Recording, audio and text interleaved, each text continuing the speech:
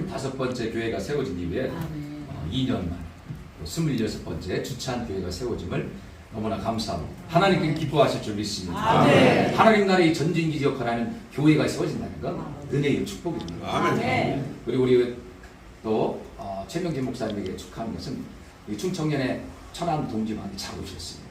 우리 천안 동지방에는 어떤 지방 가면 우리는 이제 교회 개척 안 해준다, 뭐 실행부에서 결의했다 이런 얘기도 하고 또 한번 옮겨 가려고 하면은 뭐 때문에 안 된다, 뭐 때문에 안 된다, 브레이크 걸리고 많습니다. 근데 이 주찬교회 최명진 목사님 뜻을 알고 나서 일주일 만에 초고속 모든 절차 마치고 산모님이 지금 출산 문제 때문에 좀 늦추는지 안 그랬으면 벌써 개척 설립 예고 드렸을 겁니다. 우리 천안 동지방에는 젊은 목사님들 적극적으로 환영하고 있습니다. 인사를 좀 나눴습니다. 코끼리가 한 마리 있는데요. 그 코끼리를 울게 할 수 있는 사람 대회가 열렸어요. 수많은 사람들이 이런 행동 저런 행동을 해도 코끼리가 울지를 않는데 목사님이 나와서 제가 한번 울려보겠다고 나가가지고 코끼리 귀에다가 속닥거렸어요. 근데 코끼리가 막 우는 거예요. 너무 신기하다. 그래서 두 번째 대회를 했는데 코끼리가 긴 코를 늘어뜨리고 있지만 고개를 좌우로 흔들 수 있도록 해보는 대회가 열렸는데 수많은 사람들이 맛있는 걸 갖다가 주면서 노력을 해도 꿈쩍도 안 해요. 근데 그 목사님께서 또 가가지고 귀에다가 뒷속말을 하니까 금방 고개를 흔들고 그래서 그 목사님이 코끼리를 마음대로 이제 울리기도 하고 또 움직이기도 했는데요. 무슨 얘기를 했냐고 궁금해가지고 물어보니까 다른 얘기 안 했다고. 코끼리가 왜 그러냐고. 내가 귀에다 대고 내가 목회하면서 개척교회 한 얘기를 했더니 막 울더라고. 그럼 어떻게 해서 고개를 가로지르게 했냐? 그거는 다른 거 아니에요. 자네 말이요. 나하고 개척교회 할래? 그랬더니 그냥 못한다고. 절대 못한다고.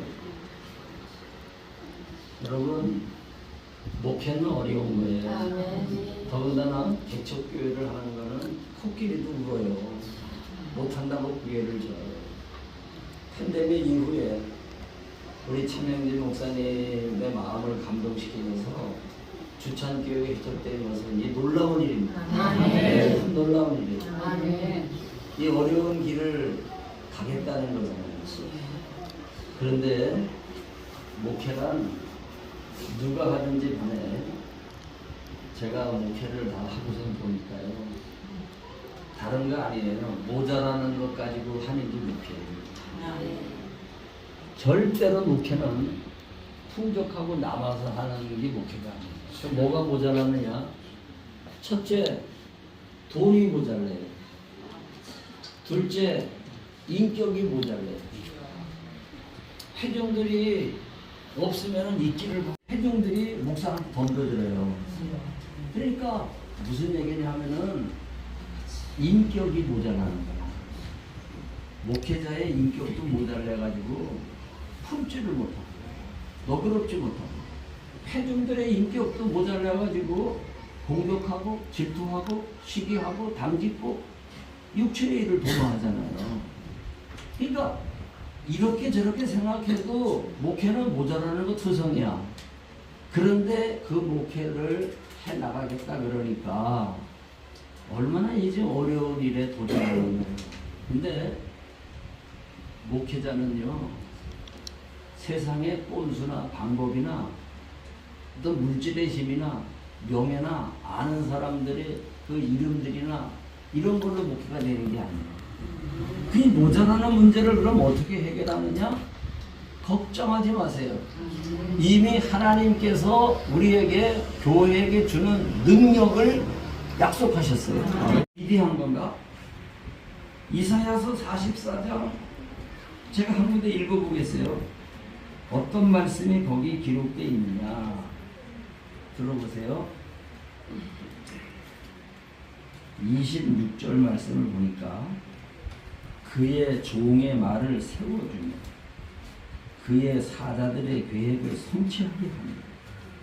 예루살렘에 대하여는 이르기를 거기에 사람이 살리라 하며 유다 성읍들에 대하여는 중건될 것이다. 내가 그 황폐한 것들을 복구시키리. 하나님의 종의 말을 최명진 목사의 말을 세워주겠다는 거야. 네. 아니 하나님이 세워주겠다는데 누가 실험할 수 있겠어? 이거 믿으셔야 돼. 네. 그의 사자들의 계획을 성취하게 하는 아멘입니까? 네. 얼마나 놀라운 거야. 계획을 이루어지게 하겠다는 거잖아요. 말씀이라는 능력은요, 자살하려고 하다가도